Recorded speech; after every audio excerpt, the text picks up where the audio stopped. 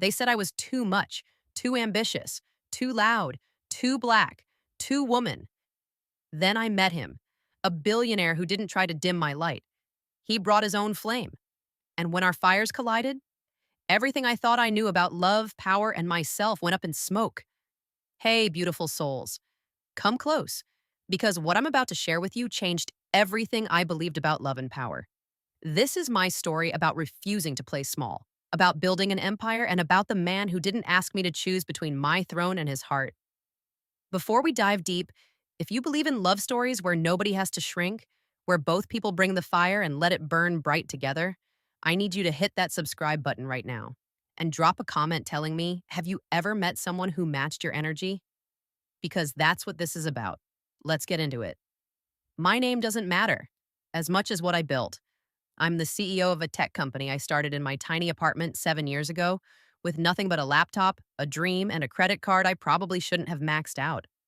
No trust fund, no rich parents, no connections. Just me, my brain, and a refusal to accept that there wasn't room for someone like me at the table. So I built my own table. And let me tell you, it wasn't pretty.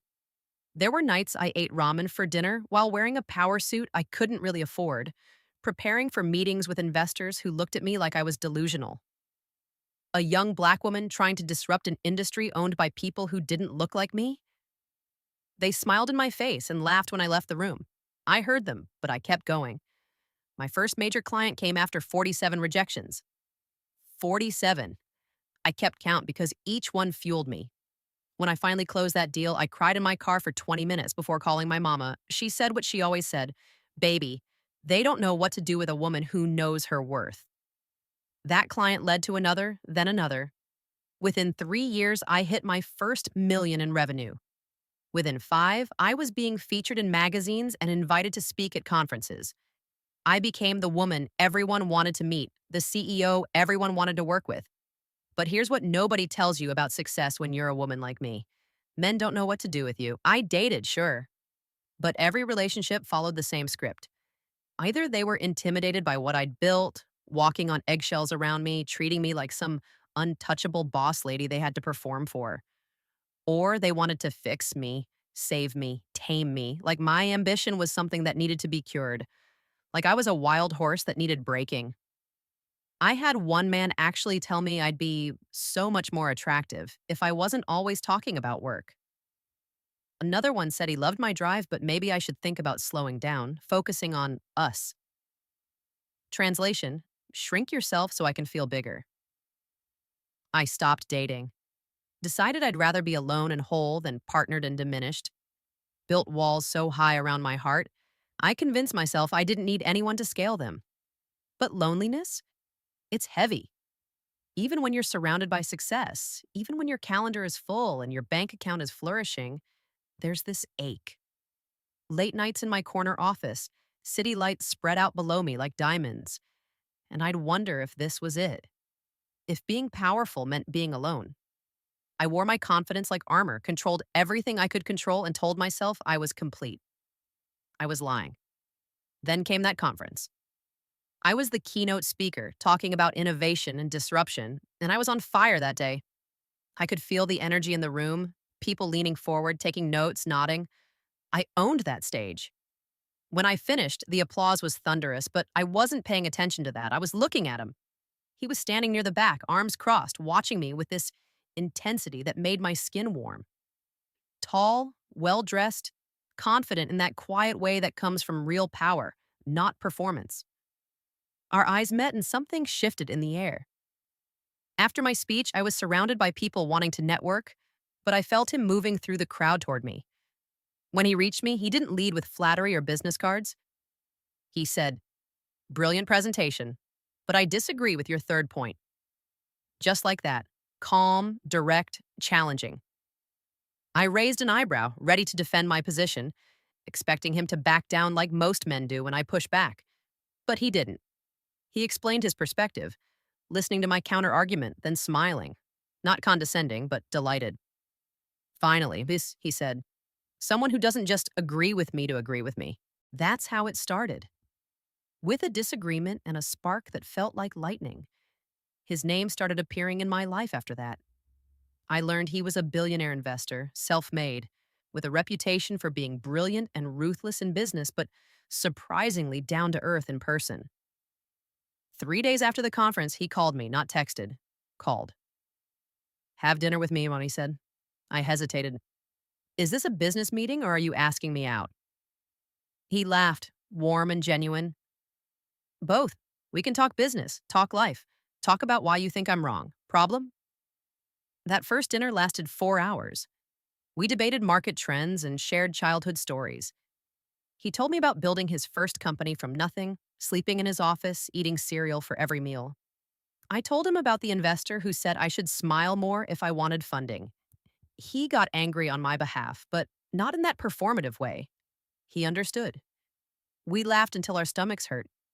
And when the restaurant closed and we were standing on the sidewalk, neither of us wanting to leave, I knew something had shifted. What made him different? He asked about my dreams, not just my business metrics. He wanted to know what scared me, what made me come alive, what I wanted to build beyond the company. And he shared his own struggles, his own fears, without making it a competition or a performance. When I got passionate about something, he didn't lean back or try to calm me down.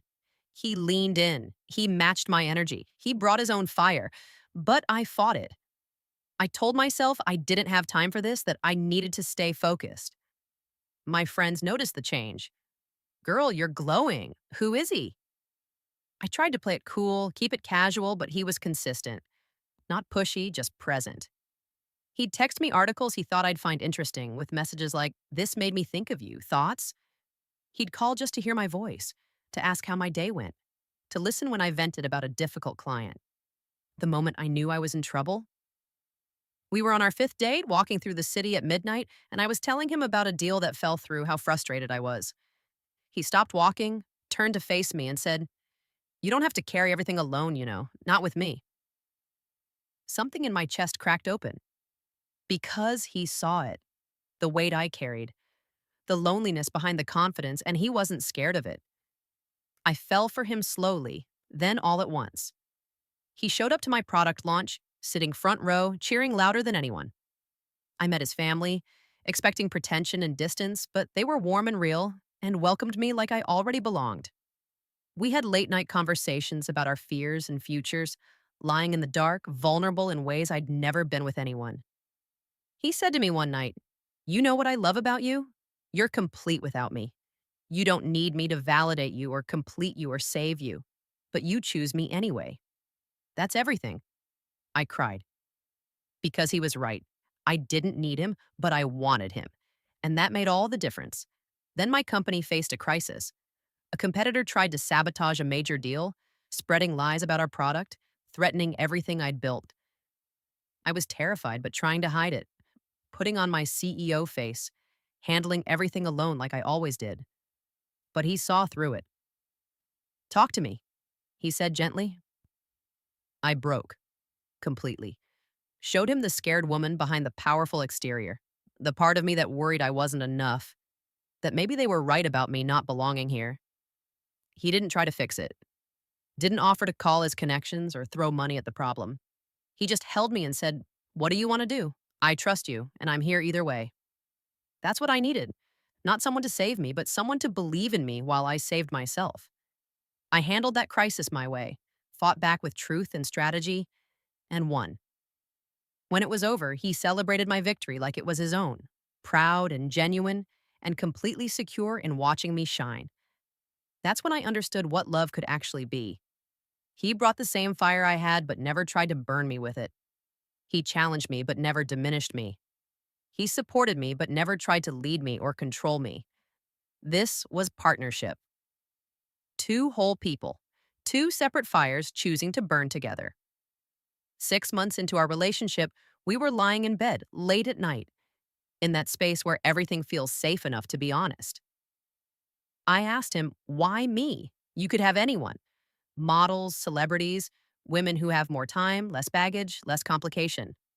He was quiet for a moment, then turned to face me. "Because you're the only one who doesn't need me. Everyone else wanted something from me. Status, money, access, security. But you choose me because you want me, Not because you need me. You have your own fire, your own power, your own throne. And you still make space for me beside you. That's everything. I confessed something I'd been scared to say. I was terrified you'd want to change me, that eventually my ambition would be too much, that you'd want me softer, quieter, more available. He pulled me closer. Change you?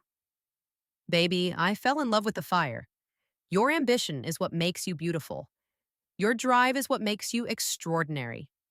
Why would I want to dim the very thing that makes you who you are?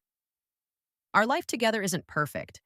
We argue sometimes, disagree, challenge each other, but it's productive, respectful. He calls me out when I'm being unreasonable, and I do the same for him. We push each other to be better without tearing each other down. My business continues to grow, his investments flourish, and we celebrate each other's wins like they're our own. When he closes a major deal, I'm screaming and popping champagne. When I land a new client, he's my loudest cheerleader. But here's what matters most: neither one of us diminishes our light.